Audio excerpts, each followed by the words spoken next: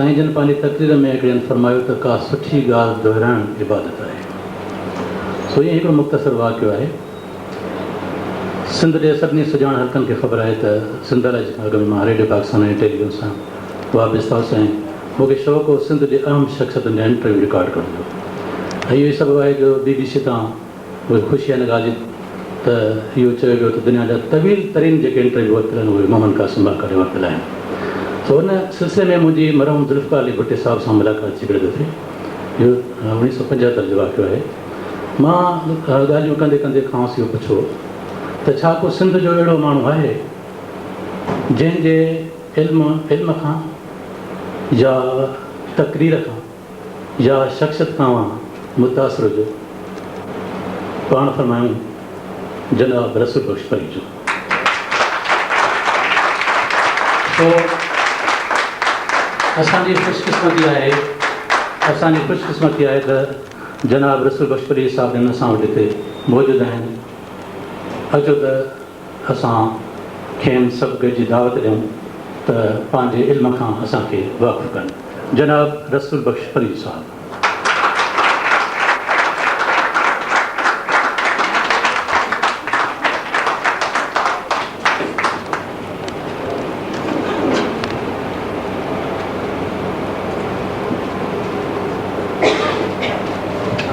सदर मोहतरम, स्टेज पे बैठल मोअज़्ज़िज़ साहिबो, ख़वातीन हज़रात,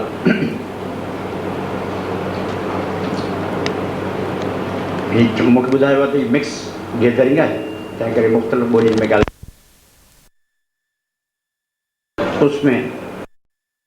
उसमें हम भी बोलते थे। इल्मी मजालिस हुआ करती थी, इल्मी बातें और अदबी भी होती थी, बहुत मज़े होते थे किसी ज़माने में यहाँ। फिर कश्मीर खान वगैरह हज़रात ने इसको टेक ओवर कर लिया। तो उसके बाद ये मेरा पहला मौका है, बड़े I think after 20 years something, कि मेरी पहली मरतबा मज़हर सिद्दीकी के ज़माने में हम आए हैं। And I must thank him and thank all of you being present today.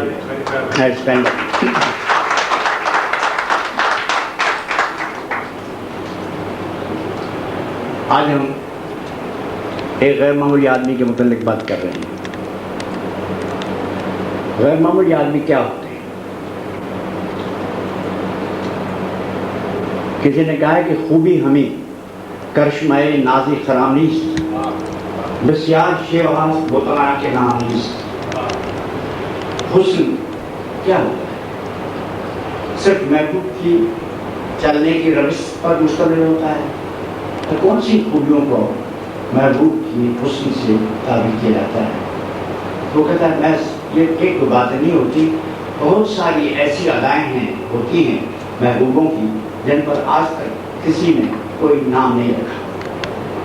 तो बेनाम खूबियाँ जो होती हैं उनका आप अहाता नहीं कर सकते, बता नहीं सकते कि गैर मामूली अजीब या बेमिसाल आदमी किन आत्मों और खूबियों के मालिक होते हैं।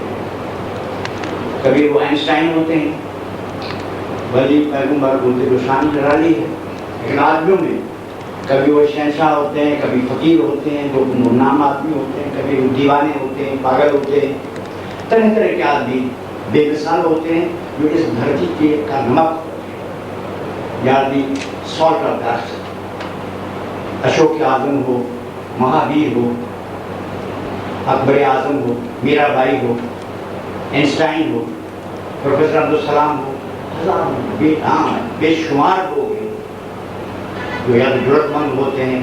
अंग्रेज कहते हैं कि एवरीबडी लव्स द लवर या everybody loves the brave, the exceptional.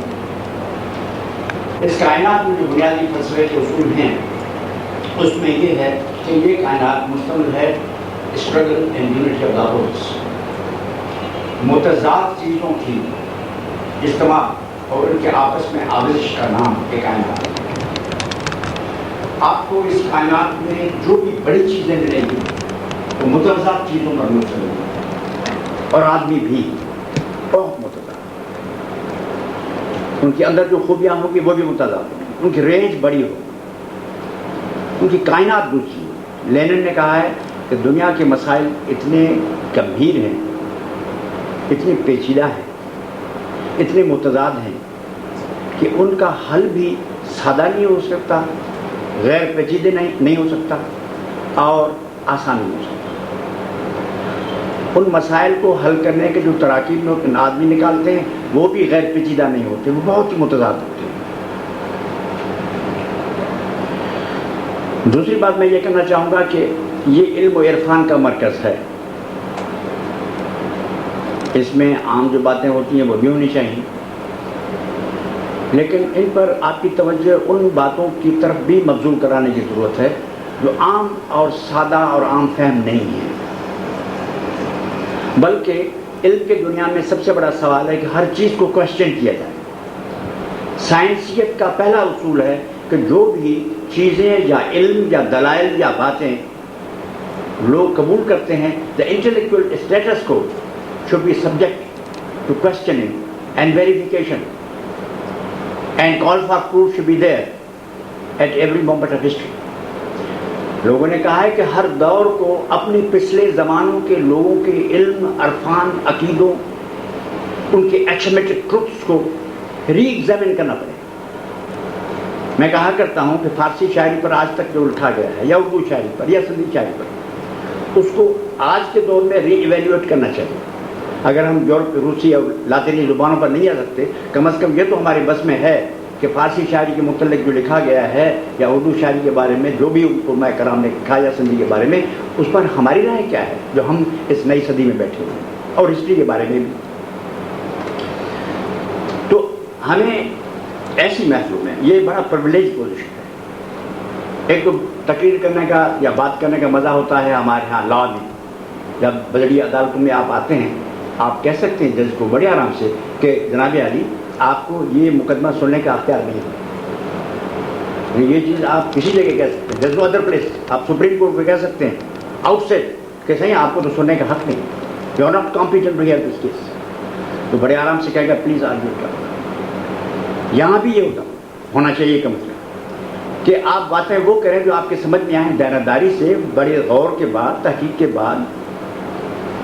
तो आज जो मैं गुजारिशात करूँगा उसके मुतल्लिक़ जो सबूत होंगे वो तो मैं आपके सामने पेश नहीं कर सकता यहाँ, क्योंकि आपका टाइम ख़राब होगा। हम तो वकील लोग हैं, हम इसके आदी हैं, सोफ़ा फलाम मैं तो अभी पढ़ना शुरू कर दूँगा, लेकिन आप समा खराश हो। तो मैं आपसे दरख्वास्त करूँगा कि जिन जिन बातों के मुतल्लिक़ में मेरी ज़ुबान से कोई बात निकले तो आप बराह करम उसका हवाला मुझसे बाद में ले लें, क्योंकि हमारा यह पेशा है कि हर चीज़ का हम सबूत देते हैं। तो I will refer you to the books, to the things and everything. तो मेरे पास भी हैं, आपकी लाइब्रेरी तो माशाल्लाह शानदार है।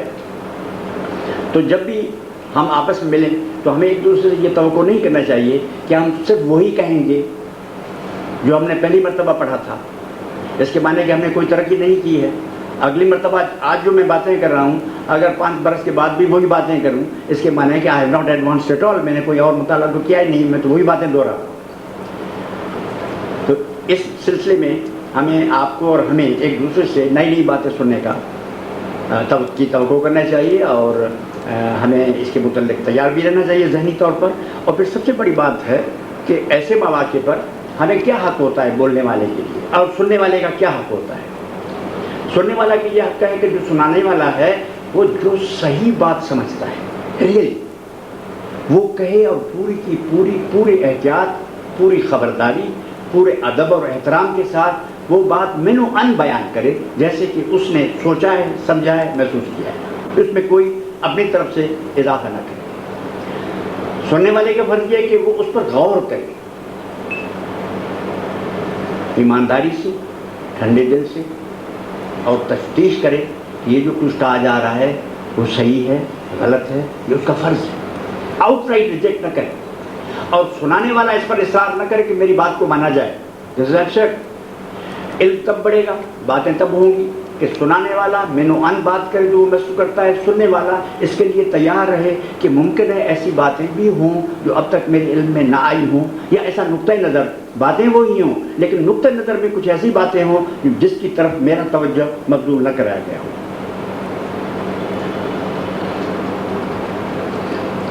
एक मुश्किल पेश आती है उन लोगों के शख्सियत के मुतल्लिक़ बात करने की जिनको कोई बहुत आला और अरफा दर्जा दिया गया।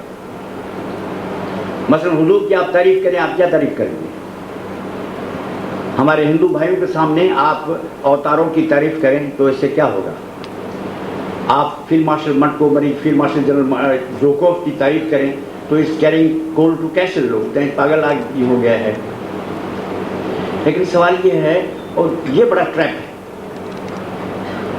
बहुत बड़ा इल्मी और अक्ली ट्रैप है कि आप ऐसे लोगों के मुतल्लिक बात करें, तारीफ करें जिनकी तारीफ में ज़मीन और आसमान के कुलाबे पहले ही मिलाए गए हों, यानी आसमान की बुलंदियों को छुआ जा चुका हो। Still you want to say something, क्या कहें? ये दिक्कत आती है, लेकिन उस पर भी अगर बात करनी पड़े तो मुश्किल मरहला आता है। मैं समझता हूँ कि जिन लोगों की तारीफ की गई हैं उनको फिर से उस तारीफ को एवेल्यूएट करना चाहिए, न सिर्फ उनकी शख्सियत को, बल्कि उस तारीफ, उसके मकासद, उसके सोर्सेस को क्वेश्चन करना चाहिए। सिर्फ ये काफ़ी नहीं है कि किसी बहुत बड़े अजीम आदमी की तारीफ की गई है। ये बड़ा खतरनाक मामला है।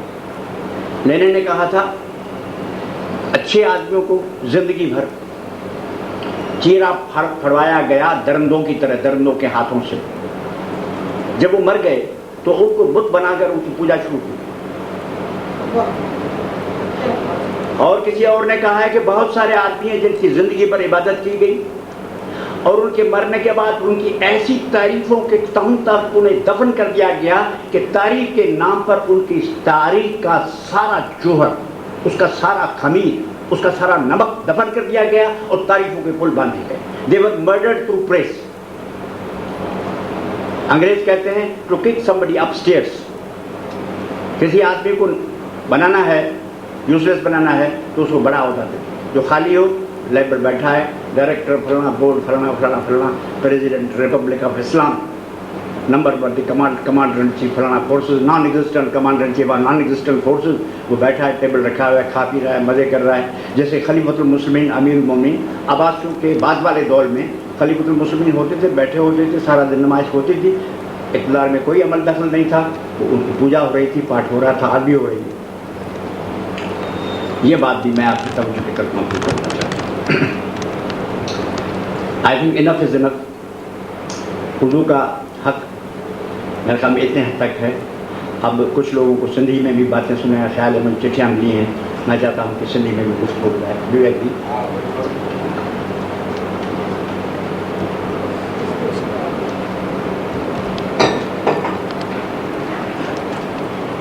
लती साईं जयवा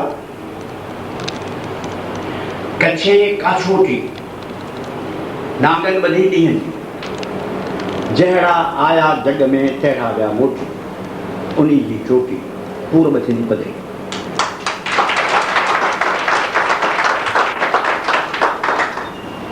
केतिरा माण्हू दुनिया में आया, ॿिनि क़िस्मनि जा। हिकिड़ा आया दुनिया में ख़ाली हथ न आया। कंहिं फारसी जे शाइर चयो, मूंखे शाइर यादि कोन्हे, आन भाई को उर्फ़ी आहे, त हिन दुनिया में छाजे लाइ आयसि? इंसान ज़ात पैदा थी धरती ते, त छाजे लाइ आया, कहिड़ो कमु पोइ करे छा लाइ विया? त हुन चया, कुझु उघाड़ा माण्हू अदम खां कफ़न जे वास्ते हिन धरतीअ ते आया ऐं हितां कफ़न वठी वरी पंहिंजे वतन वरी विया। मतिलबु त हासिल सॼो इहो हो, कफ़न मिलियो वरी विया। अॻे उघाड़ा हुआ, पर आम जो शहर वठो आहे, उहो वठो वरी हिन खां सवाइ ॿियो आहे त कफ़न जी तलाश में आया वापसि। के माण्हू आया अलाए कहिड़ा कम करे विया, पर जहिड़ा आया जग में तहिड़ा विया मोटी, उन जी चोटी पूरब थींदी पधरी। पर जॾहिं राति ख़तमु थींदी ऐं पूरब में रोशनी ईंदी ऐं ॾींहुं थींदो, तॾहिं ख़बर पवंदी मां ॻाल्हि ॿी हुई। कंहिं बि सचपच चङे माण्हू जे बारे में जेका तारीफ़ जे आड़ में इंटरप्रिटेशन उहो दौर करे, उहो सॼी जनरेशन्स कनि, उन्हनि ते कॾहिं एतबार न कजो। Don't believe what the contemporaries of a particular person has said is his times or the near times. They are mostly misleading, क्योंकि हर दौर के ख्यालात छोटे होते हैं। बहुत सारे बहुत बड़े लोग, बहुत बड़े कोई ऐसा बड़ा आदमी नहीं हो सकता जो अपने टाइम्स तक महदूद रहे, अपने दौर के, I am sorry, I am relaxing इन टू पहले इसको मुकम्मल करूं, अपने दौर के बेहतरीन और सबसे तरक्की पसंद ख्यालात तक महदूद रहने वाला आदमी सचमुच बड़ा आदमी नहीं हो सकता। आई विल रिपीट, अपने दौर के सबसे तरक्की पसंद ख्याल, सबसे ऊंची उड़ान, गैर मामूली ख्यालात, लेकिन अगर वो उस दौर के तसव्वुर में आने वाले ख्यालात हैं तो उनके दायरे में जो आदमी रहता है वो सही मानों में अजीम और गैर मामूली आदमी नहीं हो सकता। You have to transcend the centuries and the times and the eras that you are living in. मैं वो किताब नहीं लाया, एक आदमी है, नाम मैं बाद में बताऊंगा, सुबह में पढ़ रहा था, मैंने पढ़ के सुनाया एक दोस्त को, मैं कहा ये देखो आदमी है, 25 सदियां पहले ये आदमी फौत हो गया। वो कहता है कि पानी को मत दुखाओ, पानी जिंदा है, जो पानी को दुखाता है वो इंसान को दुखाता है। धरती दुखी है, धरती को ज़बा मत करो, को जख्मी मत करो, और धरती को जिंदगी दो, मौत मत दो। और ये जो पेड़ हैं, ये जो बूटे हैं, ये उस पर खड़े हैं, ये जिंदा हैं, जिस तरह इंसानों का एहतराम होना चाहिए इस तरह एहतराम करो। अरे ये सब हमारे करीबी रिश्तेदार हैं, इनको जिंदा रखे बगैर इंसान जिंदा नहीं हो सकता। उसकी जुबान बड़ी शायराना है। I am give you two words. उसका नाम था महावीर।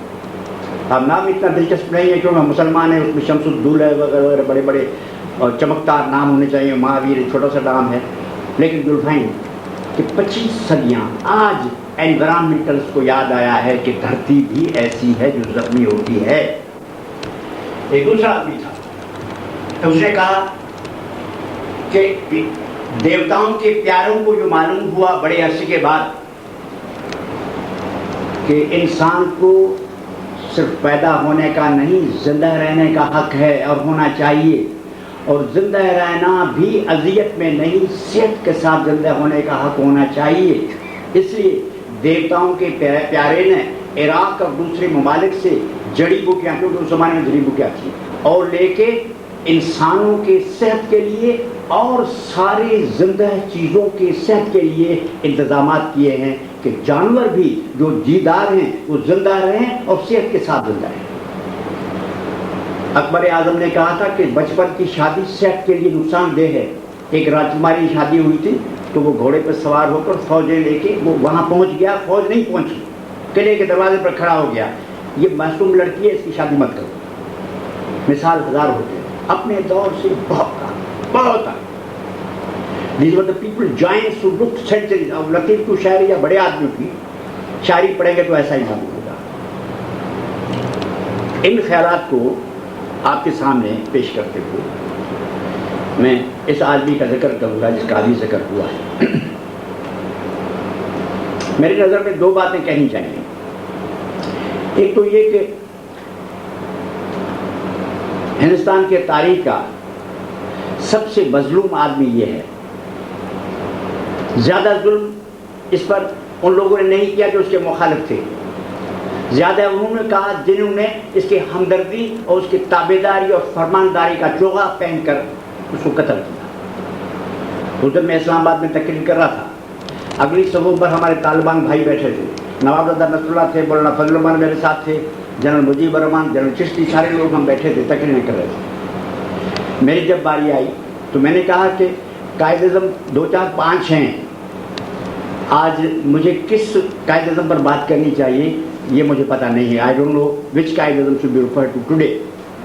कहने का कौन सा कायद-ए-आज़म? मैंने कहा एक तो पाकिस्तान के बाद आप लोगों ने बनाया है, घोड़ी पर तलवार है, महमूद गजनवी हाथ में लड़ाई है, लड़ाई करता हुआ सबको, हिंदुओं को मारता हुआ, काफरों को तही करता हुआ, सोमनाथ को फतह करता हुआ आगे जा रहा है, वो तो आप वाला है, और आज भी जंग के लिए तैयार खड़ा है, सभें बांधे हुए।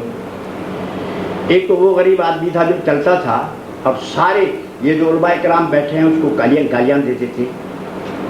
जिन लोगों की आप तारीफें करते हैं कि वो बड़े ज़बरदस्त इनकलाबी थे, वो उसको बोलने नहीं देते थे। मौलाना हजरत मोहानी ने मोहम्मद अली जिन्ना को 1920 के नागपुर कॉन्फ्रेंस में कहा, अरे मुसलमान हो तो मुसलमानों की जुबान में बात करो, उर्दू बोल नहीं सकते, कैसी जुबानें कर रहे हो, सिट डाउन। मौलाना शौकत अली उस पर हमला आवर हुआ और you can't imagine what happened to him. और मौलाना मौदूदी ने कहा कि काफिर आजम है। ये सारे आज के जो फंडामेंटलिस्ट हैं वो उस वक्त गांधी जी के उरक थे और अखंड भारत के ताबेदार थे। इंसानदात के तारीख में इससे ज्यादा कोई मकर, इतनी दीदह दिलेरी, इतनी जुल्म के साथ किसी आदमी के साथ नहीं हुआ। और आज जो सूरत हाल है उसको ऐसे आराम से कत्ल कर दिया गया कि आखिरी एम्बुलेंस में तेल नहीं था। दौलत खुदादंद पाकिस्तान के बाबाए कौम के लिए वहां मौजूद थे, वज़ीर आज़म मौजूद थे कराची में, पूरी कैबिनेट की फ्रेंच एम्बेसी में दावतनामा हो रहा था। मैं बेसिकली रिसर्चर, तो मुझे तो एक घंटे का पता है। वो वहां बैठे हुए थी, मक्खियां उस पर चल रही थी, कोई स्पेयर एम्बुलेंस नहीं थी, कोई आदमी मिलने नहीं है, वज़ीर आज़म नहीं था, मिनिस्टर नहीं थी, सेक्रेटरी थी, कोई आदमी कह दिया कि उसने मना कर दिया। भाई मना तो कर दिया, but you could have kept 10 ambulances. कोई भी आदमी तारीख में इस तरह कत्ल नहीं हुआ जिस तरह इस आदमी को कत्ल किया गया, एहतराम के साथ, शान के साथ, जुलूस के साथ, नारे तकबीर, अल्लाहु अकबर। मुनाफिकी की आखिरी बुलंदियां हम लोगों ने क्रॉस की जब हमने इनको कत्ल किया, और आज तक कत्ल कर रहे हैं। मोहम्मद अली जिन्ना ने कॉन्स्टिट्यूएंट असेंबली कायम की, उस पर इन्होंने मुल्लाओं की एक कमेटी बिठा दी। कॉन्स्टिट्यूएंट असेंबली के ऊपर कोई कमेटी होती है? I am a constitution lawyer. Hindustan में कोई कमेटी थी कहीं भी? Can you appoint committee under any norm against the constituent assembly? जो सारे कवानीन का सरचश्मा होता है का आइन, उसको बनाने वाले उसके ऊपर एक बैठे हैं, 2-4 मुल्ला हजरात बैठे हैं। मजा ये था कि उसका सदर उस साहब को मुकर्रर किया गया जो पाकिस्तान में नहीं था, जो इंडियन सिटीजन ही नहीं था, पाकिस्तानी सिटीजन ही नहीं था, पाकिस्तान में मौजूद नहीं था, पाकिस्तानी शहरी नहीं था। उन्होंने तकरीर की, एक मारकतलारा तकरीर की, वो शाये नहीं की गई, बैन हो गया। कायदे आज़म मोहम्मद अली जिन्ना, मैं वो अलकाब सुन रहा था जो कासिम माका साहब जिन्ना साहब के, हमारी तो इतनी हैसियत नहीं है कि हम उन्हें इतने अलकाब दें। मैं तो जिन्ना साहब कहता हूँ, माका साहब में यदि जरूरत है नाम ले इतनी शान शौकत के साथ। हजरत कायदे आज़म रहमतुल्लाह अलैह, हजरत रहमतुल्लाह अलैह की तकरीर शाये नहीं की ऑन दैट डे, बंद कर दी। इंफॉर्मेशन डिपार्टमेंट का मत बोलो। और एक एकेडमी बनाई गई, कायदे आज़म एकेडमी, जिसके हेड ने कहा कि बुढ़े का दिमाग चल गया था। मुमलकत खुदादाद पाकिस्तान में मोहम्मद अली जिन्ना के बारे में एक 2 कौड़ी का जूसलेस आदमी, जाहिल आदमी, मैंने किताबें पढ़ी है कि उसका इल्मी इस्तेदाद क्या है, वो कहता है कि बुढ़े का दिमाग चल गया था। ये सिखों वाला झटका किया गया है और मुझे खुशी है कि हम बोल रहे हैं उस साहब के बारे में, और we have got the permission to think about him.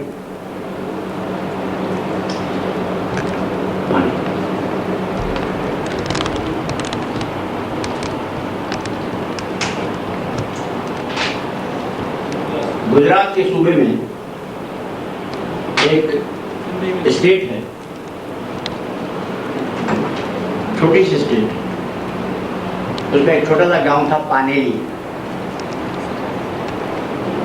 Sorry Sydney में तकरीर थी।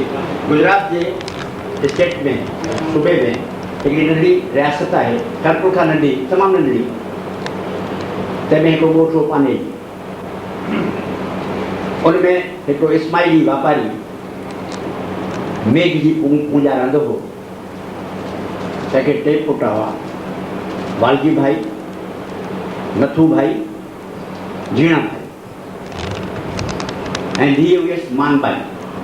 उनजी शादी थी बम्बई में। सुइस बाह ठहियो, वालजी भाई नंढो जेको सो वञी बम्बई में रहियो, दरगाह मौला जे पाड़े में, परे तव्हां ॾिठी की बम्बई मूं ॾिठी आहे। दरगाह मौला जी पढ़े परे बम्बे शहर का सेंटर का पढ़े 1879 में स्विस वार है स्विस वार जे करे कराची की इंपॉर्टेंस वधी बम्बे मुखालत कंदी पर हाणे बम्बे जो कराची तरक्की न करे पर वो स्विस वार थी पियो वेझो थी पियो व्यापारी आया वालजी भाई हिते आया शीरीन मूसा संजाल कासिम मूसा संदस मामू तो आगा खान जो वज़ीर तो हिते जी रहा झटकन में मुंशियत जाए वही 1876 में जाओ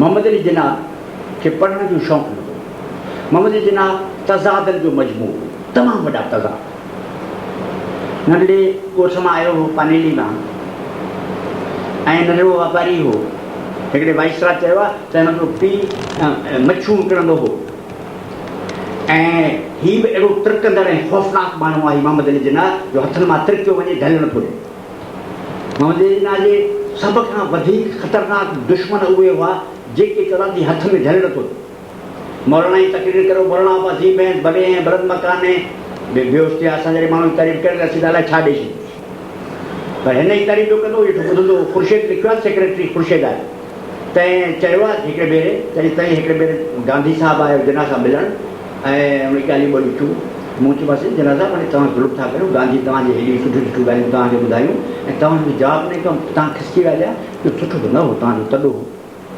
चई त तोखे ख़बर आहे आउं किथे जो वेठल आहियां कहिड़े सूबे जो मूं चयो गुजरात जो तव्हां गुजरात जा उते असुलु तव्हांजा वॾा चई गांधी जा वॾा कहिड़े सूबे जा आहिनि चई गुजरात जा चई मुंहिंजी माइटनि जी वॾी ॿोली कहिड़ी आहे चई गुजराती चई हुन जी ॿोली कहिड़ी आहे चई गुजराती मुंहिंजो धंधो कहिड़ो आहे चई तव्हांजी वापारी जा औलाद हुआ चई हू वापारी हुआ चई बाबा गूंगन जूं आहियूं माइट सम्झनि हू बि उस्तादु आहे आउं बि उस्तादु आहे असांखे छॾे ॾियो असांखे ख़बर आहे हिक पैसा डील कीअं कबो आहे तव्हां ॼटनि खे ख़बर न पवंदी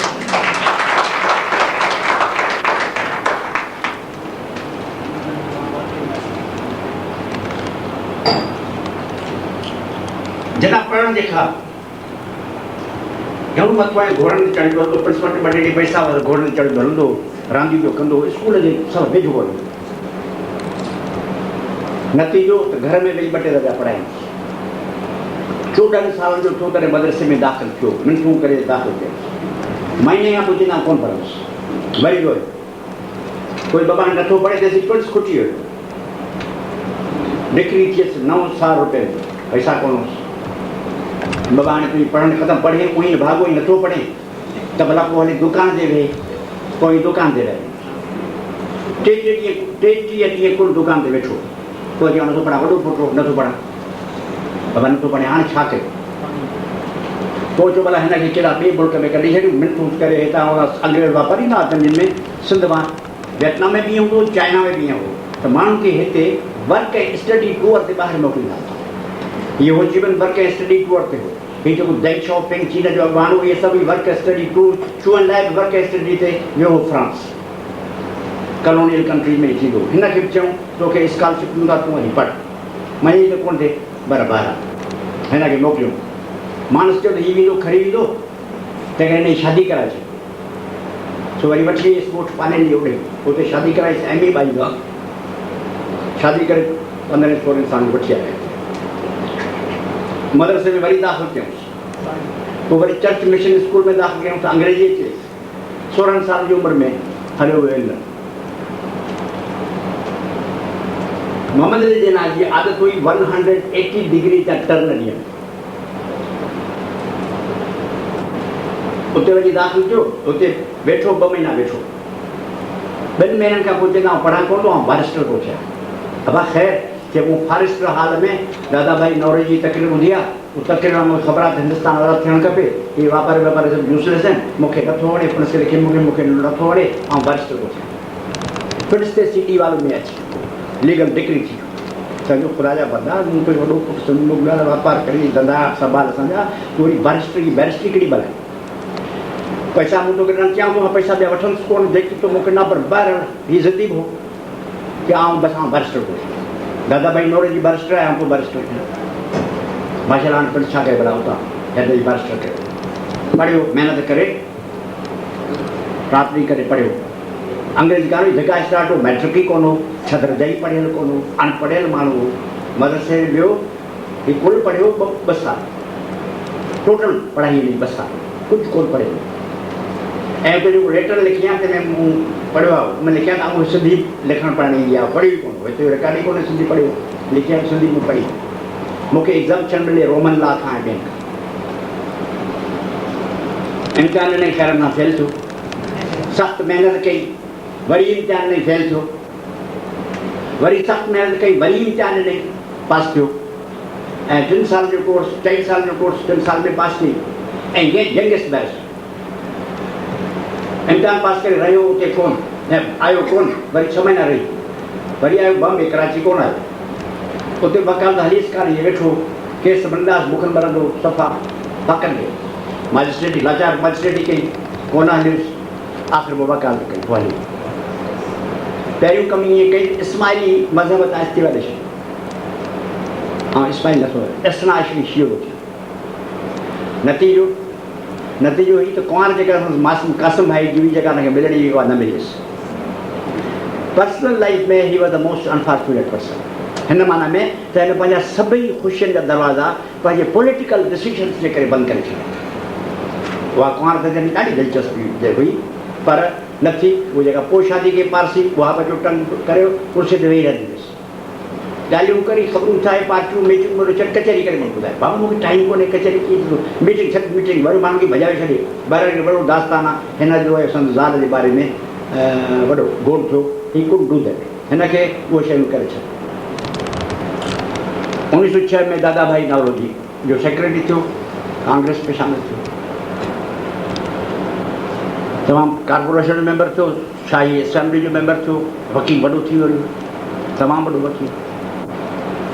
सरोजिनी नायडू हिन ते लिखियो आहे, मूंखे टाइम न तव्हांखे पढ़ी ॿुधायां, वरी पोइट्रिक, वरी पेनिट्रेटिंग हिन जे बारे में एनालिसिस सरोजिनी नायडू जो, हिन गोल्डपाट पे लिखी पई आहे, पर तव्हांखे आउं नथो पढ़ी ॿुधायां, पर टाइम लॻो तव्हांजो।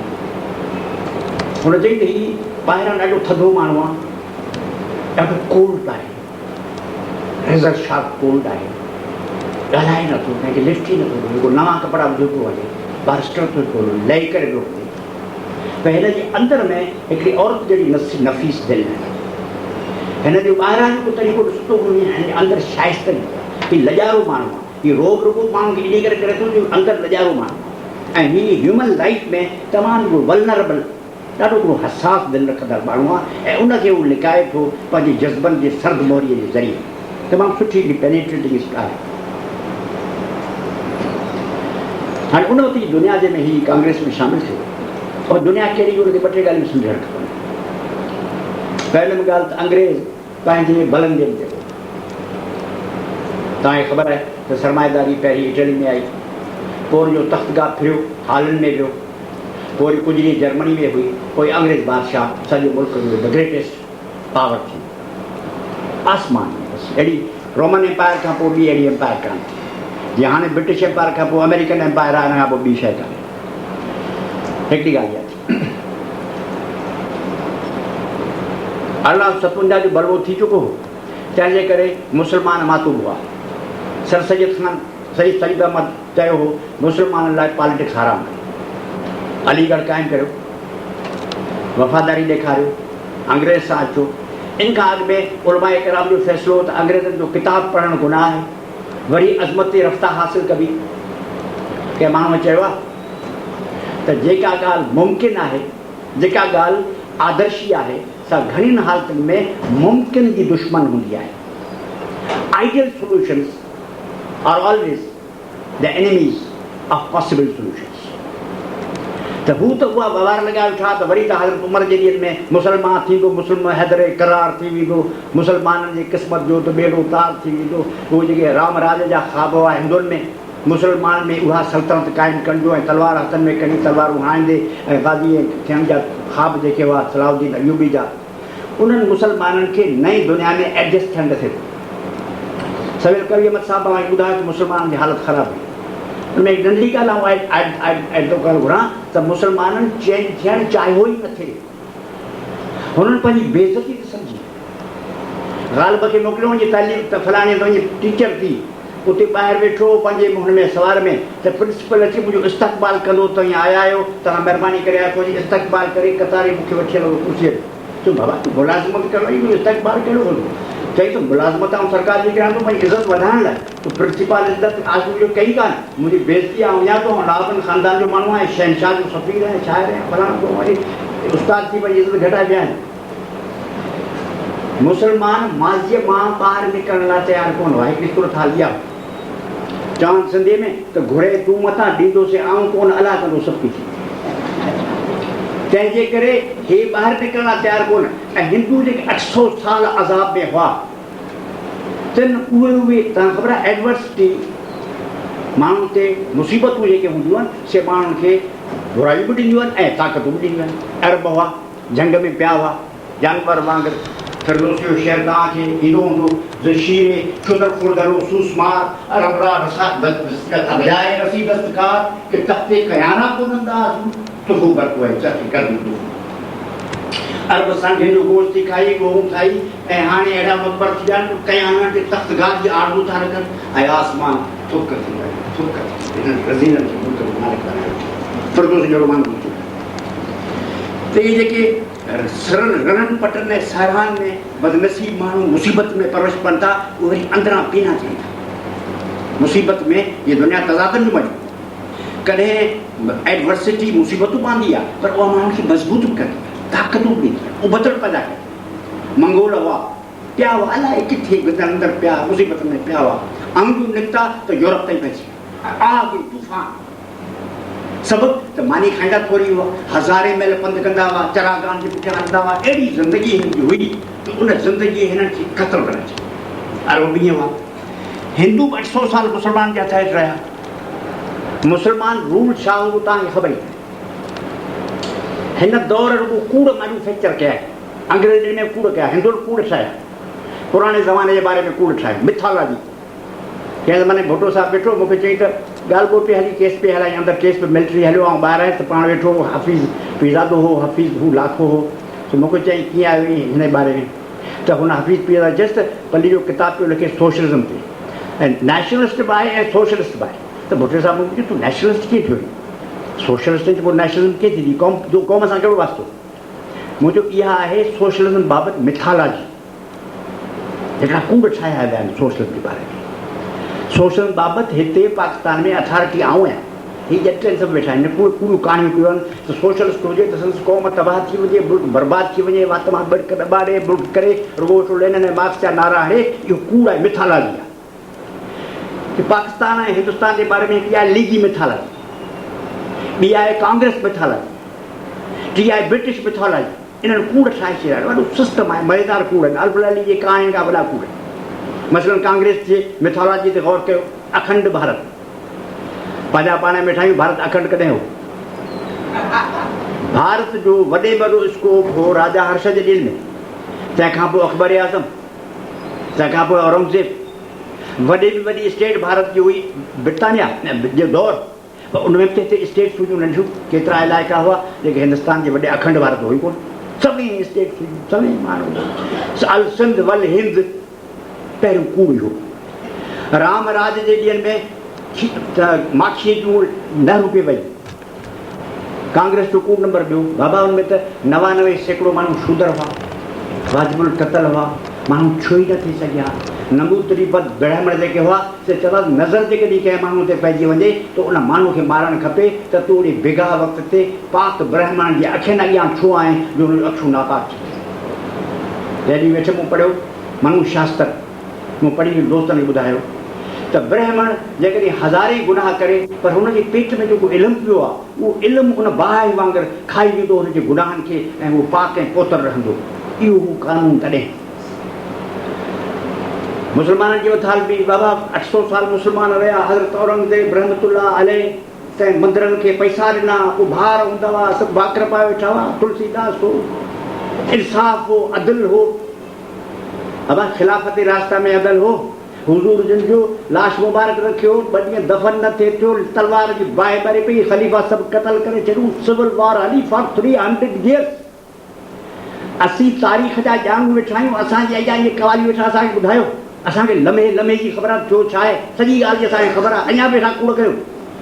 Worst civil war in the entire known history of mankind उहा मुस्लमान जी शुरू थी। उहे ज़माना वरी वापसि अचनि, ज़माना तॾहिं थियनि जॾहिं वरी करबलाऊं थियनि, जॾहिं ख़लीफ़तुल मुस्लिमीन अमीर मोमिनीन शहीद थियनि, जॾहिं हुज़ूर जो लाश मुबारक रखियो हुजे उहो दफ़न बि न थी सघे। माज़ीअ जे हवाले सां जेके कूड़ कया वञनि था त न हाल इंसान ज़ात जे हाल खे ज़हरीलो बनाए छॾियो। Away with the lives of the past, away with the dreams of the past, जंहिंजो को हक़ आहे, कूड़ आहे, विसोड़ो कूड़ आहे। क़ुरान चए थो फ़हातू बुरहानकुम इन कुंतुम सादिक़ीन, जे सचायो दलील खणी अचो, खणी अचो किताब दौर जा कहाणियूं न ॿुधायो, कूड़ न कयो। तारीख़ त भरी रखी आहे, अल बेरून रखियो आहे, सभु उन दौर जूं तारीख़ूं आहिनि, खणी अचो किथे हो अमन, किथे हो चैन, किथे हो सुख। हिंदुस्तान में को इस्माइली ईंदो हिंदुस्तान में हिते त उनखे चिरींदा हीअं हीअं करे काराई सां सिसे खां वठी हीअं चिरींदा। तारीख़ूं पढ़ूं नथा, फिक़ह खां सवाइ हदीस ते बैन कयल हुई हिंदुस्तान में। वॾी ॻाल्हि आहे, वरी इहो मज़मून जुदा आहिनि, मौज़ू छा खपे त माज़ी छा हो पाकिस्तान जो, हिंदुस्तान जो मौज़ू छा। मोहम्मद अली जिन्ना खे कहिड़ो हिंदुस्तान, इहो मिसाल आहे।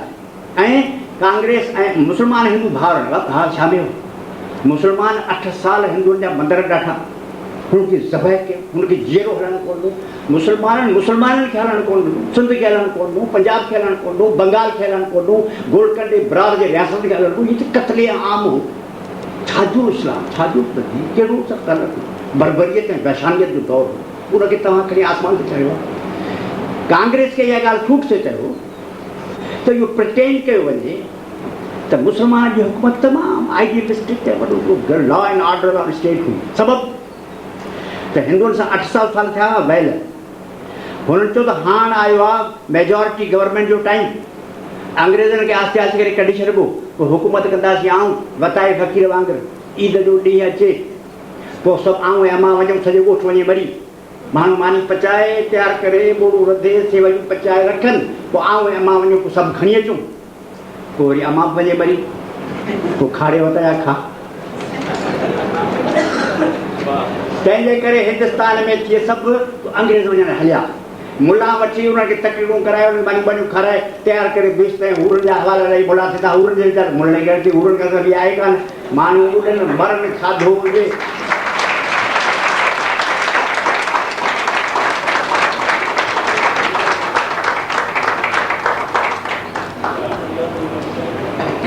साजा राइट्स, साजी कॉन्स्टिट्यूशन, साजो रिप्रेज़ेंटेशन, साजूं असेंबलियूं, हलो अॻिते ही मुंहिंजा जो माॻा 2-3 ॾींहं रहणो आहे, पोइ हलंदासीं मथे फ़ैसिलो उते थियो, मुल्क जो फ़ैसिलो थियो पियो आहे, हुनजी रिज़र्वेशन थी वई, पाण खे ॾांडींदासीं उन सां वास्ते।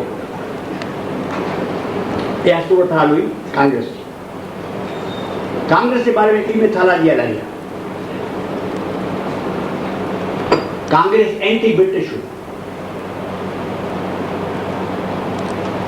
कांग्रेस एंटी ब्रिटिश हुई, कांग्रेस सभु किताब ते आहिनि ऐं काश टाइम हुजे, लेकिन इन्हनि मुद्दनि ते मूंखे ॿुधाइणो घुरिजो आहे त मूंखे 2-4 कलाक खपनि। मूंखां पुछंदा आहिनि जब घणो ॻाल्हाईंदा आहिनि, मर्डर केस वञूं 2 कलाक, 2 कलाक घटि में घटि कलाक खपे, केस वॾो आहे, मुसीबत न आहे, या 2-3 ॾींहं ॻाल्हायूं, हीअ मसूल ईअं आहे। मुख़्तसर रीत अंग्रेज़नि ठाही, लॉर्ड डफन ऑफ अल्वा ठाही, 100 पेज मोटो ते लिखियो पियो आहे, ऐं उनजो सॼो प्रोसीजर आहे त उन कीअं ठाहियो। हितां तयारु करे लंडन जो सलाह कयूं त बाबा हे ॼटनि गोल पिया कनि, साज़िश कंदा, फसाद थींदा, थोरो अहिड़ो अदारो ठाहियूं, पाण खे ख़बर त पवे त हिकिड़ो नओं मिडिल क्लास थियो आहे, इहो मुसीबत कहिड़ी पियो करे, पाण में का कुझु पधो कढी कंदा। हीअ अहिड़ी ॻाल्हि ठाहियो जंहिंमें ॼटनि जे ख़्याल जी असांखे ख़बर पवे, असुलु ॻाल्हि उन अंग्रेज़नि ठाही। हुनजा पहिरीं सदर ईंदा, उनखे ॿी कांग्रेस खे लॉर्ड डफरन पाण दावत ॾिनी ऐं गवर्नर हुनजी दावतूं कंदा, हू त अंग्रेज़ी माण्हू आहे, उनमें छा हुजे आवाम सां ऐं उनजी जदोजहद सां। हाणे आउं 2 टे अहिड़ियूं ॻाल्हियूं कंदुसि त तव्हांजे लाइ छा आहे ऐं तव्हांजे सम्झ जे बारे में हिकिड़ी नओं पासो हुजे। गांधी साहब, मुंहिंजो चवण मुंहिंजी कंटेंशन इहा आहे, कंटेंशन माना इहो ज़रूरु न तव्हां सां मुतफ़िक़। कांग्रेस जे 1915 वारे ॾहाके में कांग्रेस जी इर्तिका अहिड़ी थी जो उहो 3 माण्हुनि जे हथ में अची वई ऐं 3 ख़तरनाक माण्हू, डॉक्टर एनी बसंत, बाल गंगाधर तिलक ऐं मोहम्मद अली जिन्ना। हू हिंदू हो, कट्टर हिंदू हो। जीअं मां अंग्रेज़ हुई, हीअ मुस्लमान हो। टिनी अंग्रेज़ खे जी थोरो घुटियो त लड़ाई अची लॻी फर्स्ट वर्ल्ड वॉर, त चयो त हिंदुस्तान खे हक़ ॾियो त पोइ असीं तव्हां सां गॾु थींदासीं। उन आग में बंगाल बाग़ी थी चुको, टेररिस्ट मूवमेंट हली चुकी हुई, गदर पार्टी जा माण्हू निकिता हुआ कैनेडा खां, उन्हनि अची हिते गोड़ कयो हो, मोपलनि जी बग़ावत थी हुई, हिंदुस्तान ॿरियो पियो, मथां आई फर्स्ट वर्ल्ड वॉर। हिन लीडर हुआ 3, ॿिया लीडर ॿिया हुआ ई कोन, 3 माण्हू ख़तरनाक। लॉर्ड चेम्सफोर्ड लिखियो आहे पंहिंजे सेक्रेटरी ऑफ स्टेट खे त मूंखे हिननि माण्हुनि में का बि फज़ीलत जी उमेद कान्हे, हिननि जे दिलनि जे पाड़नि में ज़हर पियो आहे। हे 3 जेके माण्हू आहिनि, जिन्ना, एनी बेसंत ऐं बॉब तिलक, इन्हनि जे पाड़नि ज़हन जे रूहनि में ज़हर आहे अंग्रेज़नि जे ख़िलाफ़, कॾहिं कोन सुधरंदा। जीअं क़ुरान में आयो आहे, गिशावत मिन रब्बिहिम वला समिअम वला अबसारिहिम वला हुम ला यरजून, कि हे माण्हू सुधरनि, इहो सुवाल ई पैदा नथो थी सघे। तंहिंजे करे छा कनि? ऐं ॿियो पासो, रूस में सुर्ख इनकलाब अची रहियो, चीन में 1911 जो इनकलाब आयो, वियतनाम में हथियारबंद लड़ाई थी रही, पेरिस कम्यून थी चुकी हुई, पेरिस में बगावत थी चुकी हुई, यूरोप में 1848 जो वॾो ज़बरदस्त इनकलाब अची चुको, कम्यूनिस्ट पार्टियूं मुल्कनि में वजूद में अची चुकियूं, रूस जंग जे पासे ते हथियारबंद जदोजहद ॻाल्हि, दहशतगर्दी, हथियार कंदी, असां अंग्रेज़ खे इन्हनि सभिनी शयुनि खे तोड़ जी ज़रूरत हुई, ख़ुसूसन हिंदुस्तान।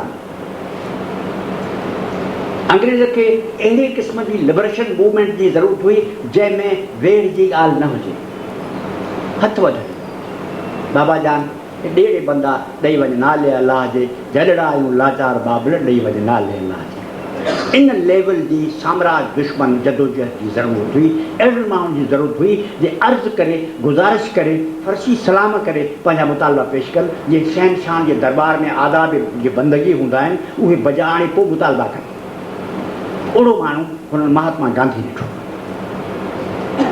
ऐं आउं हीअ थो चवणु चाहियां त महात्मा गांधीअ खे साउथ अफ्रीका मां बरतानवी इंटेलिजेंस, बरतानवी सरकार हिकिड़ी वॾी प्लानिंग जे मातहत क्रिएट कयो, हुनखे वधायो वियो, हुनखे एग्ज़ैजरेट कयो वियो, हुनखे लंडन खणी विया, हुनखे आसमान जे बलाइनि ते his figure was built up by the British intelligence, by the British ruling classes, ऐं सॼी ब्रिटिश एम्पायर हिन माण्हूअ खे तख़लीक़ कयो। डिटेल्स वरी बि लॻा पिया आहिनि, मूं हुन ते आर्टिकल अॻे लिखियो, उन में मूं हवालो ॾिनो एनसाइक्लोपीडिया ब्रिटानिका, जंहिंमें मूं लिखियो आहे गांधी वॉज इम्पोर्टेड। वरी मूं कल्ह उहो पढ़ी ॾिठो आहे पंहिंजो मज़मून, साईं जरूर त मज़मून मूं लिखिया आहिनि, इन ॻाल्हि ते मूं अॻे लिखी छॾियो, he was imported from south Africa. त हिननि बलानि खे तूं मोह ॾे। भगत सिंह जी मोहम्मद अली जिन्ना वकालत कई, वकालत कोर्ट में न सेंट्रल लेजिस्लेचर, जेके बि इंटरनेशनल इशूज़ हूंदा हुआ एंटी इंपीरियलिस्ट, उहो मोहम्मद अली जिन्ना खणंदो। भगत सिंह जे बारे में हिकिड़ो लफ़्ज़ कंहिं न ॻाल्हायो, हिन माण्हू साउथ अफ्रीका में हिंदुस्तानी माण्हुनि सां जेको ज़ुल्म थींदो हो, तंहिंजे बारे में जिन्ना खां वधीक केतिरो ॻाल्हाए सघे। हू वॉज द माइंड हू could talk about the international affairs.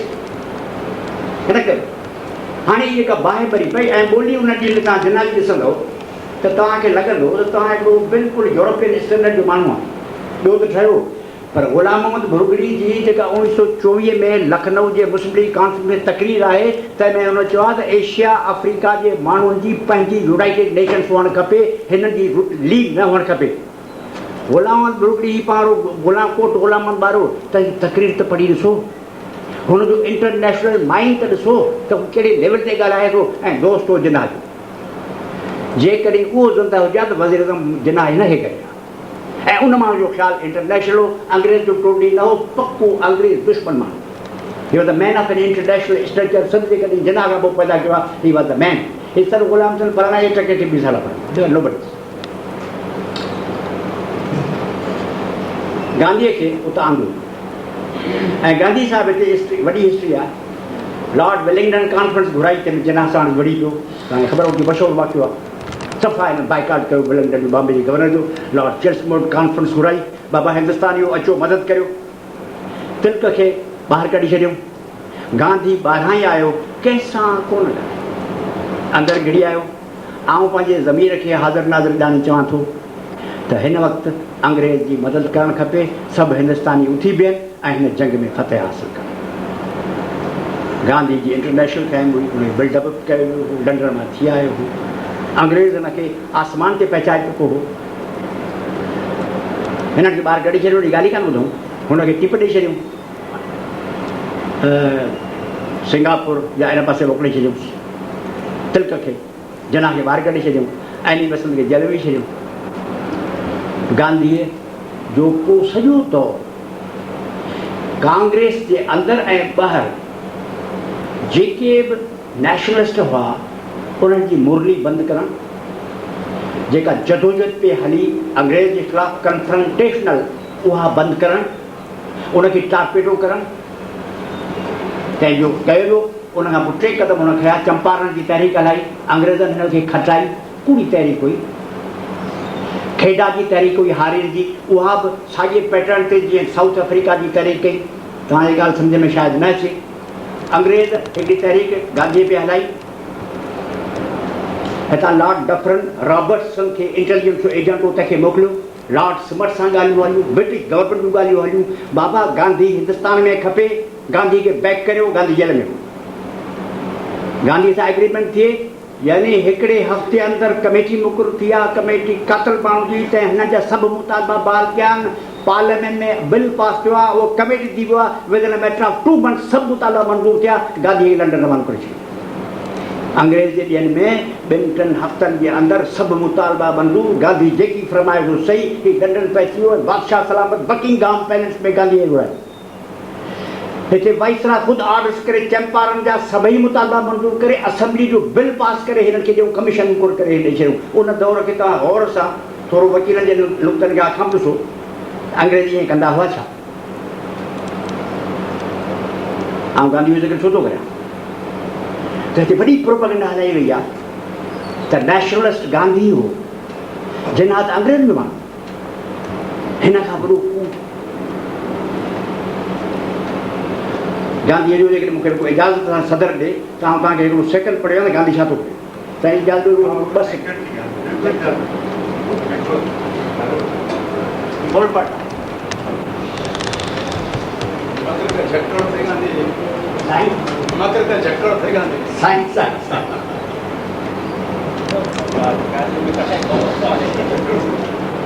न सही वॾी शइ मकर वॾी शइ सभु अंग्रेज़नि कयो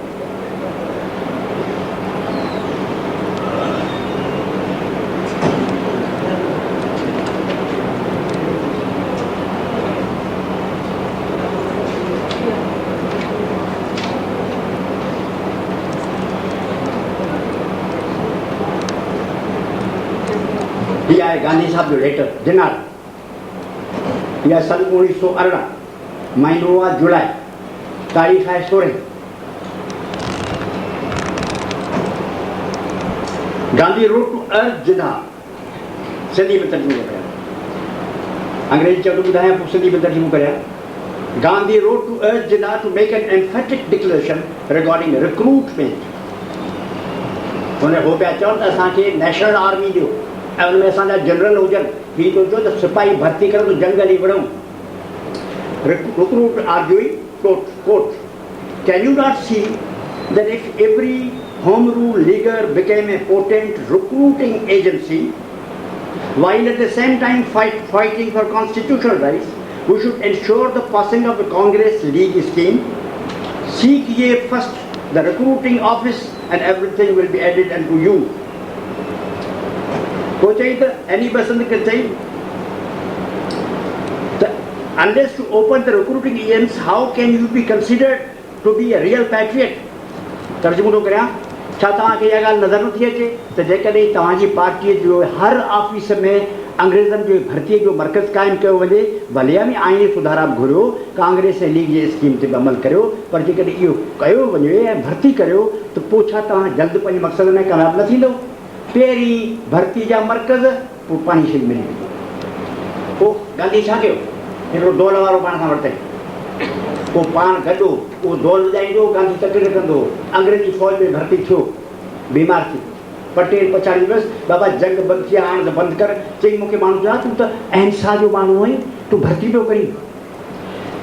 हीअ जेका ॻाल्हि आहे न, उहा जॾहिं तव्हां पढ़ंदव तव्हांजा होश हवास उॾी, इहे सभु कहाणियूं। गांधीअ जो उन दौर में तव्हां किरदारु पढ़ो, अंग्रेज़ चए थो त अंग्रेज़ सल्तनत न हूंदी त असीं केॾांहुं वेंदासीं, ऐं जंग जे वक़्तु अंग्रेज़ बहादुर जे ख़िलाफ़ प्रोपेगेंडा लेटर लिखी आहे, हुन किताब बि आहे, वाइसराय खे लिखिया त आउं उन ॻाल्हि जो तसवुरु नथो करे सघां त ॾुखे वक़्त में अंग्रेज़ जे ख़िलाफ़ को माण्हू प्रोपेगेंडा करे सघे थो, इम्पॉसिबल आहे। इन बेसन जे ख़िलाफ़ लिखी आहे, तव्हांखे पढ़ण खे तव्हांखे दावत थो ॾियां। इन दौर खे 16 खां वठी गांधीअ जो जेको रोल आहे इन ते तव्हां वीचार कयो। हाणे ॿ मिंट ॿी ॻाल्हि थो करे एम एन रॉय तव्हां नालो मशहूरु ॿुधो, उन चयो गांधी गद्दार ऐं एजेंट आहे, बरतानिया जो ईअं न, पर मतिलबु त हरदी माण्हू आहे, इनकलाबी न आहे, छो त हर मज़दूर जे फ़ाइदे में न आहे, राजान महाराजनि जे ख़िलाफ़ु आहे, सरमाएदारनि जे ख़िलाफ़ु कोन्हे, अंग्रेज़ जा हथ ॿधो बीठो आहे, इनकलाबी न आहे। इंटरनेशनल कम्युनिस्ट मूवमेंट में इहो सुवाल पेश थियो, सेकेंड इंटरनेशनल में हुई ऐं लेनिन जीअरो हो, उन्हनि चयो त न हीअ इनकलाबी आहे, ऐं लेनिन चयो त हीअ इनकलाबी आहे, ऐं आउं हुन सां एग्री थो कयां। हुन चयो त हिंदुस्तान जे मख़सूस हालतुनि में जॾहिं माण्हू विढ़ण ॼालण कोन था, ख़ासि करे हिंदू कुचलियल आहिनि, उहे किरोड़े आहिनि, पर कहिड़े कम जा?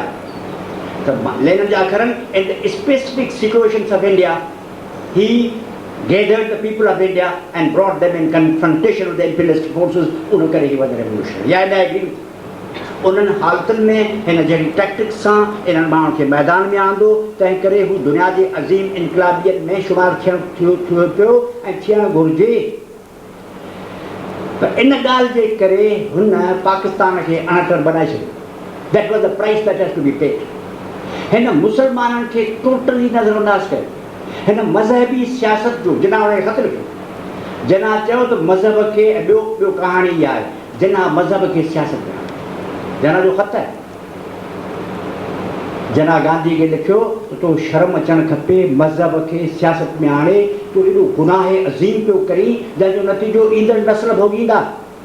इहा रिपोर्ट कई आहे वाइसराय इंडिया जे स्टेट्स खे, सेक्रेटरी ऑफ स्टेट लिखी मोकिलियां त जिना गांधीअ खे चयो आहे तूं गुनाह वेठो करी मज़हब खे सियासत में आणी, हे मुला आणी तोखे बीक करे हे पंडित मर्द रत जूं गॾियूं वाहे छॾींदा, हिन सेंस किथे आहे? जिन इन जो चयो आहे इक़बाल जो आहे त मैं जानता हूँ अंजाम उसका जिस जंग में मुला हो गाज़ी, मुला जिते गाज़ी हूंदा उते जो अंजाम थींदो लड़ाई जो, मूंखे ख़बर आहे, हुननि बि ईअं चयो हुई, तबाह करे छॾींदा।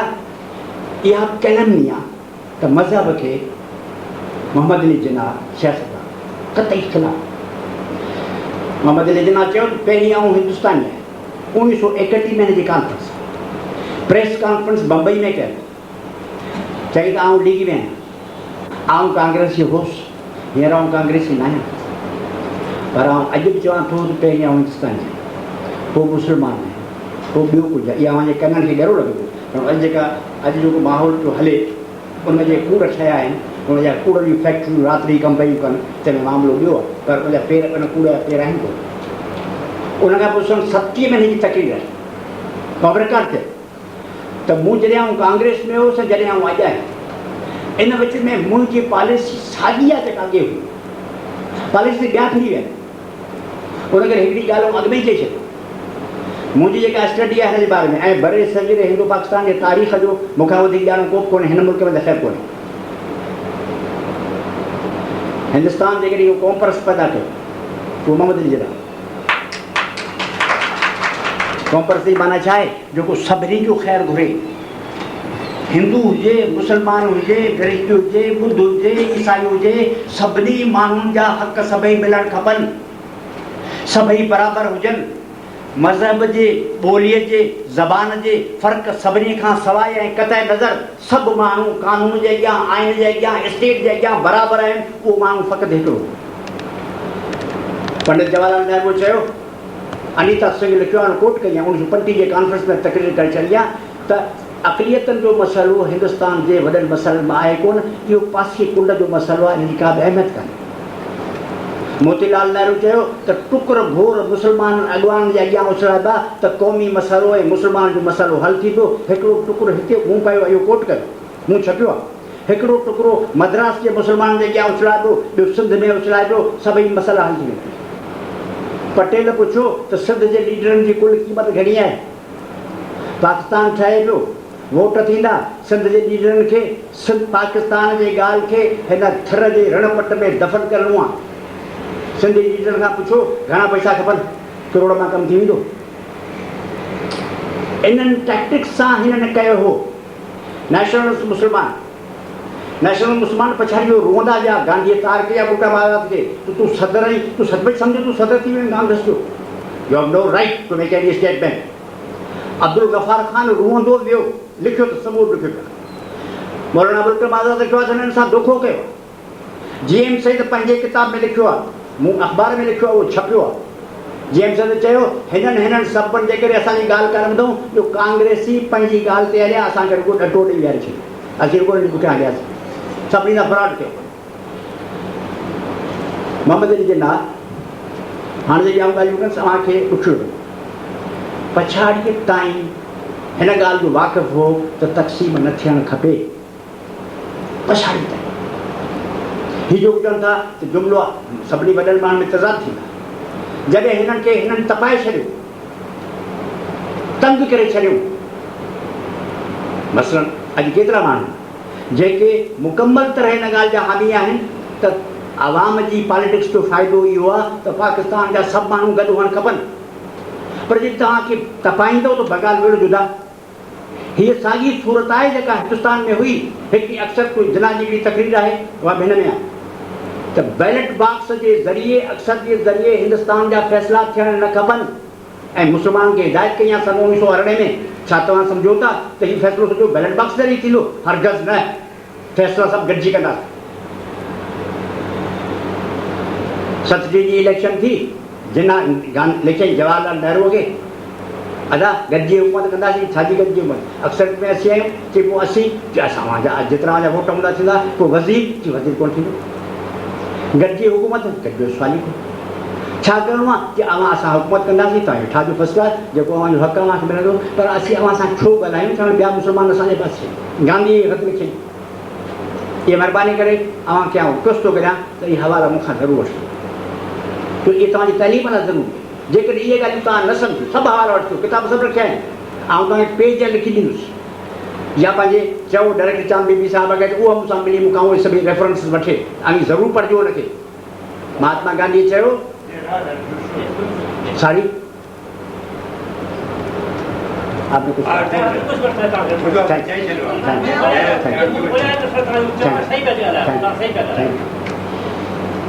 चई त जना चयुसि ही क़ैर पियो थिए मुस्लमाननि खे नुमाइंदगी कान पई मिले मुस्लमान खे शूदर करे था रखनि पर हीअ कीअं हलंदो किसो ॿधी कीअं हलंदी चई त ख़त लिखी वॾो तबिसो थियो आहे ख़त त आउं चाहियां थो त मूंखे अलाह साईं का रोशनी ॾेखारे पर आउं जॾहिं निहारियां थो मूंखे ॿुधाई नज़र अचे थी मूंखे ख़बर नथी पए त आउं तोखे जवाबु कहिड़ो ॾियां अलाह खां दुआ बि थो घुरां त मूंखे हिदायत ॾे मूंखे रोशनी ॾे अंदर जे आवाज़ ते कन ॿियो वेठो आहियां अंदर ते आवाज़ आयो त पोइ तोखे जवाबु ॾियोसि तेसि सभु मिनिस्ट्रियूं ठाहे छॾियूं का हिकिड़ी पाई जी ॻाल्हि करणु कयो पटेल खुलम खुला तस्बी मानो असां वटि इलाही तस्बी मुस्लमान इलाही तस्बी आहिनि बदतरीन तस्बी ऐं इंतिहा पसंदि आहिनि हू हुआ मुनाफ़िक तरीन जेके माण्हू हुआ उनमें पंडित जवाहरलाल नेहरू ते वेॾो गौर कयो मग़रूर मुतअस्सिब तकबर इंटरनेशनलिज़म पर मुस्लिम खे पाई जो न ॾिबो का शइ उन्हनि खे न ॾिबो इंटरनेशनल करे पाण मथे बीठो तव्हां माउ खुदाबंदा ये तेरे साथ दिल बंदे किधर जाएं कि सुल्तानी भी आई जारी और पंडित जवाहरलाल नेहरू ऐं जन गांधी वारी दरवेशी भी आई है। ये अॼु असां दरवेश वेठा आहिनि, भाई ये ताद हैं, हम एक हैं, हम एक हैं, हम एक हैं, सॼो ॾींहुं एक हैं टपड़ सब कहंदा वञनि, कोई बि न पासे सभु एक वक़्तु हम एक हैं। एक जो नारो ॾियणो वठणो कुझु कोन हो। नंबर 2 इहा ॻाल्हि ज़हन में खपे त मोहम्मद अली जिन्ना जा बदतरीन दुश्मन मुस्लमान हितां जेम्स सगुरो थियो, सीटूं कोन मिलियूं त ख़िलाफ़ बग़ावत कई, फज़लुल हक़ बग़ावत कई। हिन जे पंहिंजे हिननि त सीक्रेटली पंजाबी लीडरशिप हुननि सां मिली, हुननि खे चई त हिन खे लिफ्ट न ॾियो, मथे न चाढ़ियो। पंजाब जी समूरी लीडरशिप जिन्ना खे चयो तूं लाहौर छॾे लाइ तूं वापसि हलियो। यूपी जी लीडरशिप 1937 में ख़लीफ़ुज़्ज़मान चौधरी ख़लीफ़ुज़्ज़मान इस्माइल नवाब इस्माइल चयो असांखे 2 वज़रातूं ॾियो, पोइ लीग जे दफ़्तर ते असीं तालो हणण लाइ तयारु आहियूं। पंहिंजो मौलाना आज़ाद पंहिंजे किताब में लिखियो आहे त अफ़सोस जी ॻाल्हि आहे जेकॾहिं पंडित नेहरू तहसब करे नवाब इस्माइल ऐं ख़लीफ़ुज़्ज़मान खे 2 वज़रातूं रुॻो ॾेई छॾे हा त अॼु लीग खे तालो हुजे हा, अॼु पाकिस्तान हुजे ई कोन हा। इन ते अफ़सोस आहे। तंहिं करे हे सभु माण्हू हुन महिल छा हो, कांग्रेस ऐं महासभा गॾु हुआ, इंडिपेंडेंट गॾु हुआ। गांधी जॾहिं जेल में हो तॾहिं 5 इंडिपेंडेंट सरकार परस्त हिंदू लीडरनि इस्तीफ़ा ॾेई छॾी। वरी रिपीट थो करियां, हुआ सरकारी माण्हू, उन्हनि जा ख़ासि माण्हू, पर गांधीअ खे आज़ादु न कयूं, प्रोटेस्ट करे वॾनि उहिदनि तां इस्तीफ़ा ॾिनी। ऐं मुस्लमान जिन्ना खे छॾे फज़लुल हक़ वञी सेंट्रल एग्ज़ीक्यूटिव कमिटी जो मेंबर थियो, ख़िज़र हक़ वञी एक्सपील थियो। जिन्ना जे बारे में हुई चवणु चाहियां मुस्लमाननि हुनखे बिटरे कयो, हुनखे हलणु कोन्हे। हे सभु जेके क़ाइदे के करी विया आहिनि, लियाकत अली त हुनजी ॿेड़ी ॿोड़े छॾी। ड्रेसाई लियाकत अली जेके पैक्ट हो उहो तव्हां ॾिसंदो त हुनजे दिलि ते हिकिड़ो फट हो, जिन्ना जे दिलि ते फट हो लियाकत ऐं कंपनी जो जेके साण गॾु हुआ, ही कोन डू एनीथिंग। ऐं उन्हनि टोटली हिते हिन खे साइड रैंक करे हीउ जेको पाकिस्तान थियो आहे सो लियाकत अली ख़ान ऐं इन जे सॼो जो गॾु हो पंजाबी या जेका एक्स चौधरी मोहम्मद अली, इहे माण्हू त 180 डिग्री पलटो हणी जिन्ना जे रस्ते खे बिटरे करे साइड ट्रैक करे टोटली वञी अमरीकी कैंप में साम्राज्य थिया। जेका ऐलानिया ब्रितानी कॉलोनी हुई तंहिंखे अण ऐलानिया हिननि अमेरिकन कॉलोनी में तब्दील करे छॾियो।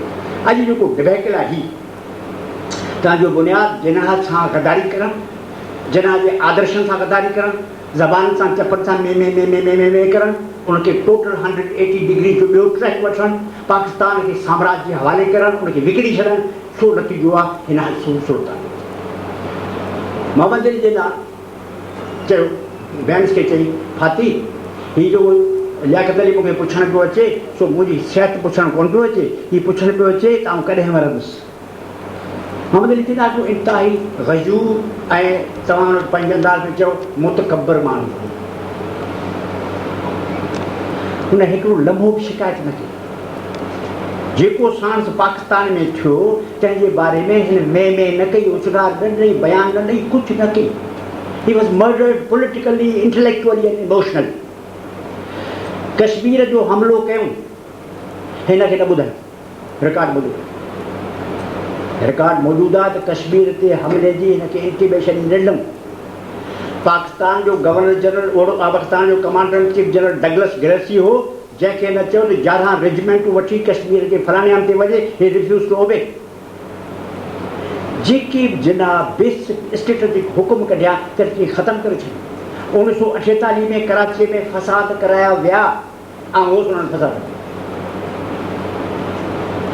हाई कोर्ट जे अंदरि फसाद कराया विया, जिन्ना ऑर्डर्स कया त हे गुंडा आहिनि जेके फसाद पिया कनि, हिननि गुंडनि खे कुचलियो वेंदो, तबाह कयो वेंदो, बर्बादु कयो वेंदो। Orders were not carried out.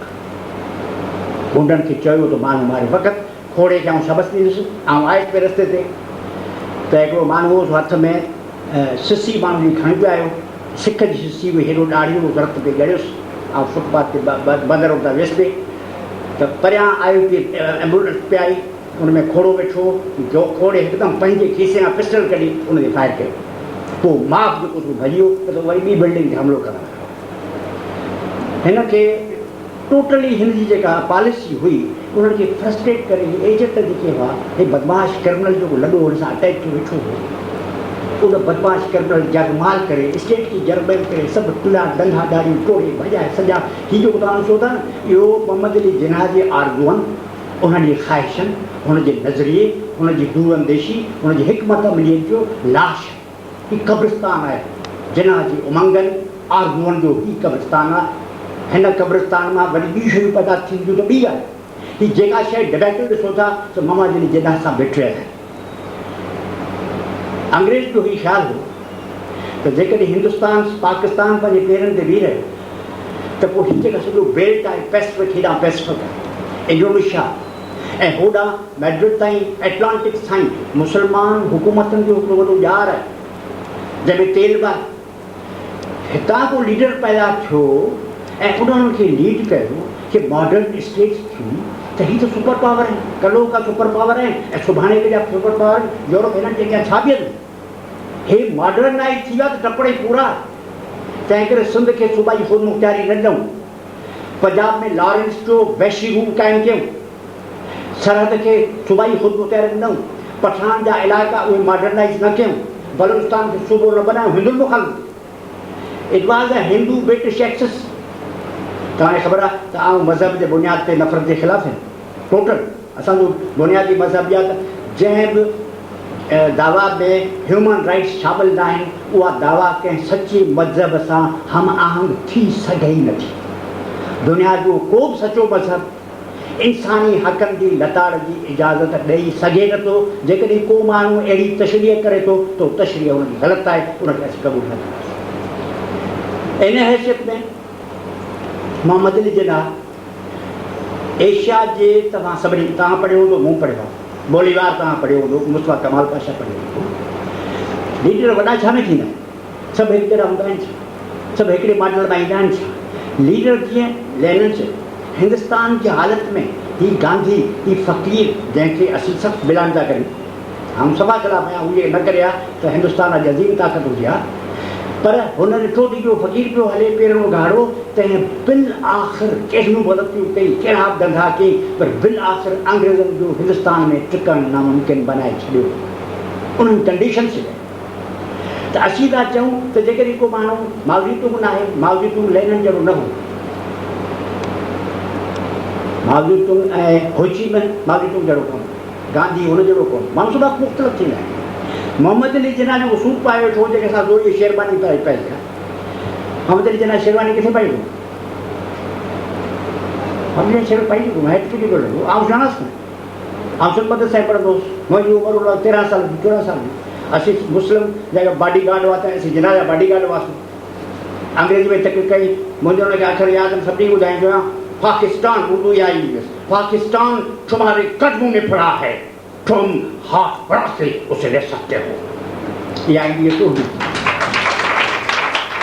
Nawabad याद जंग संस्था की कई तई अंग्रेजी जा ॻाल्हाईंदो हिंदुस्तान में हिकिड़ो ई माण्हू हो जेको अंग्रेज़नि वारी अंग्रेजी ॻाल्हाईंदो मोहम्मद अली जिन्ना मोहम्मद अली जिन्ना जे तकलीफ़ खां पोइ जॾहिं गांधी तकलीफ़ ॿुधी आहे त हुन में अंग्रेजी अचे कोन थी वञी मदरसे में दाख़िल कराइणी अंग्रेजी पढ़ाइजे कराइणी हूंदो हुते हीअ छा में ॻाल्हाईंदा लिखंदो नथो लहरू लिखण बादशाह तकलीफ़ न ईंदी हुअसि तकलीफ़ माना अंग्रेजी तकलीफ़ ॾिनसि जिन्ना एक्टर थियो या ॻाल्हि मूंखे ॾिसी वई बैरिस्टर थी पोइ वरी एक्टिंग कंपनी में भर्ती थियो अहिड़ो अजीब ग़रीब माण्हू यानी हज़ार रंगनि वारो शख़्सियत गूनागून शख़्सियत अहिड़ा माण्हू सदियुनि खां पोइ वया थिया आहिनि थर्ड वर्ल्ड में जेके सूरमा तारीख़ पैदा कया आहिनि तंहिंमें हिन जहिड़ो सूबो unsung unknown the real Jinnah is not known इहा ॻाल्हि सम्झो हुनजी जुस्तजू कबी हुनजी ॻोल्हा कबी वरी एॾो ब्रेन खपे वर्ल्ड हिस्टोरिक माइंड खपे जंहिंमें जिन्ना जहिड़ो माण्हू सिंक्रेनाइज़ करे सघजनि सम्झी सघनि पाण जा मॉडल ॻोल्हियूं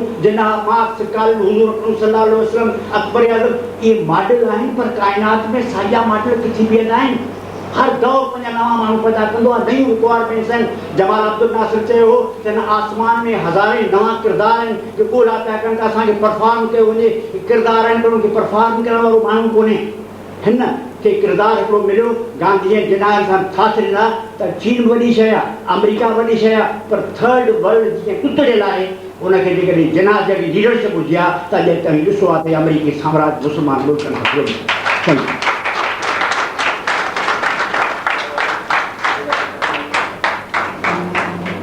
And sir, the Gandhi and the Quaidism both were wanting to keep the country, to not to separate it, to not to make differences between the Hindus and Muslims. And so you told that the Quaidism at last time was not trying to separate Pakistan. And Gandhi had also the mission to not to make difference between the Hindus and Muslims. Then sir, movie say that the Quaidism and Gandhi both were pulled according to the wishes of the people or the public of Hindustan. Mr. Gandhi was very anxious to get independence of India, provided that there was no realistic share to the Muslim population of the country. He was asking for unity all the time, for a friendship, for a brotherhood, without giving any substantial share in the future government to the 1/4 of the population of India.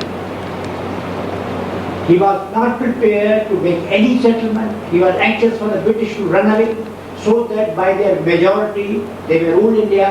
And you and I know what would have happened to India if our Hindu brothers had been in power. We would have returned to the status that Hindu Raj had some thousands of years before. Majority of the population were untouchable. They still today are untouchable. So it was necessary that everybody should get his proper share. In Sindhi we say, Bharat to Loko. They are two brothers, but there should be some sort of accounting between them. मैं नंदड़ा सवाल है। हिकिड़ो सवाल इहो आहे त post 47 जी सॼी leadership खे पाकिस्तान जे मथां डोमिनेट करणु छा क़ाइदे आज़म अनअवेयर उन्हनि जे समूरनि किरदारनि खां सॼी पाकिस्तान जी लीडरशिप मरण में क़ाइदे आज़म खे ज़िम्मेवार करे थो सघे या न? नंबर 1। नंबर 2 सवाल इहो आहे त उन सभ खां वॾो ऑब्जेक्शन हीअ आहे त most of the constitutional assemblies dissolve जेके कयो उहे क़ाइदे आज़म चुनाव कयो ऐं इन सेंस में हुन पाण खे गवर्नर जनरल चूंडाइण वधीक पसंदि कयो rather than elected prime minister. So can we say he is not democratic?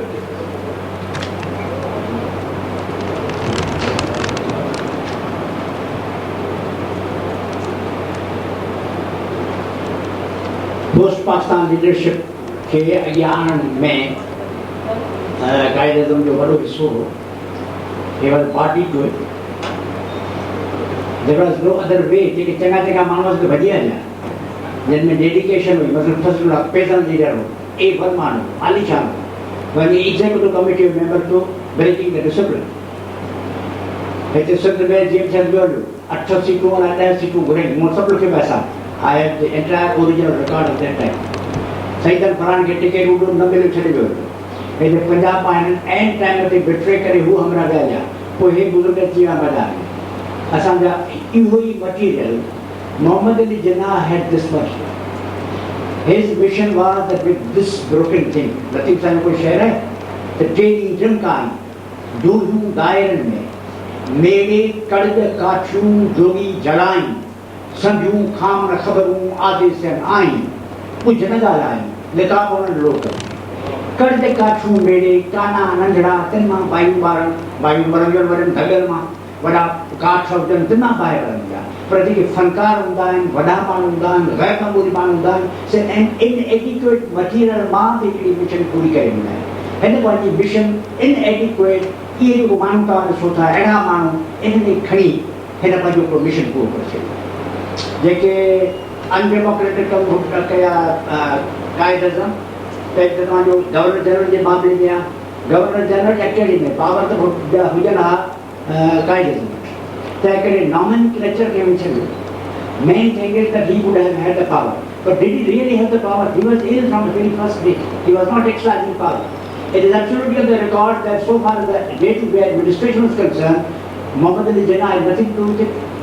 And he was not able even to put down the revolt that was there in Karachi on that day when there was a bloodshed. He didn't have the powers. The administration was absolutely not obeying him. There was a silent coup against him from the day one. He was not consulted even on Kashmir. As far as the undemocratic this, we should go beyond the published history. Mountbatten himself, Lord Melville has said that the Frontier Ministry has lost the confidence of the people. Mountbatten. Frontier Ministry, which is very much referred. There are many myths. One myth is about the dismissal of Dr. Khan Sahib's ministry in Frontier. Dr. Khan Sahib's ministry had lost the faith of the people after the election of 1946. Mountbatten wanted to call upon it to resign. Nehru said, let Jinnah come and let him dismiss. Let the honest be on Jinnah. They called him to resign. He said, I am not going to resign. The governor told him, Cunningham told him to seek a vote of confidence from the assembly. He said, I am not seeking that confidence. What right had Dr. Khan Sahib to persist in that position? Was he being democratic at that time? What else was there for Jinnah to do if he was not to be dismissed and a place was to be made for the ministry? With regard to Sindh, of course there are many things I deliberately didn't touch there. I never said and I will never say that he was an angel. He was subject to circumstances. And at a politician or a statesman or even I don't want to say, even religious leaders. Are you sure that you are free all the time? I am not. I have evidence to show that the greatest, even religious authorities were under pressure all the time. And this is not the proper subject of it. But then he did the best, and I think he did better than many other people. And absolutely he was a unique personality and the end of our support.